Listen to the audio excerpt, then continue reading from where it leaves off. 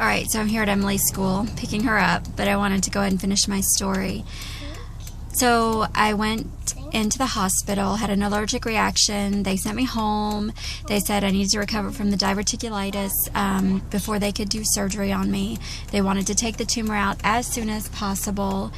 They didn't know if it was cancerous or not, so I was very worried and concerned, very much in the mind frame that I was going to fight regardless of what happened. I was going to fight, and I was going to be there for my daughter. I was going to overcome it. I was going to come home and be with her.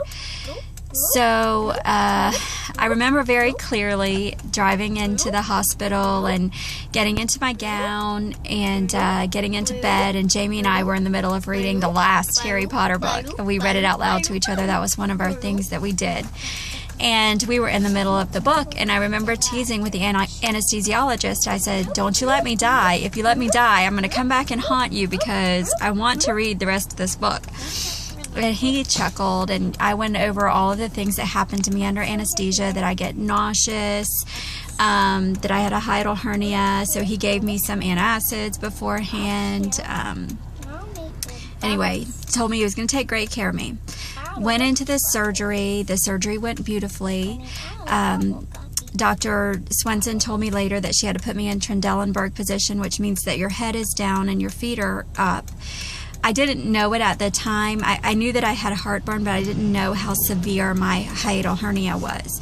Well, I went into recovery, and because I had had such a severe hiatal hernia, I aspirated into my lungs. And that's basically, if you don't know what that is, it's throwing up into your lungs. I threw up into my lungs, but no one was watching me at the time. They weren't really watching me. I was a young woman. I had just come through surgery, which should have been super easy. I should have been fine, but I wasn't. I stopped breathing. They had to resuscitate me. They later told Jamie they didn't know how long that I was not breathing for. But that most likely, if I did live, I was going to have significant brain damage, but that he needed to brace himself. I wasn't going to make it. I went to ICU. They put me on a ventilator. And basically, Jamie just sat there by himself.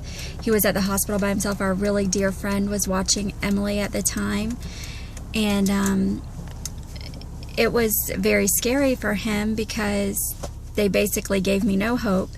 He said that he didn't even let anybody know how serious it was, because he said that he felt like if he said out loud how serious it was, then it would be real and something bad would happen to me. So he sat there with me.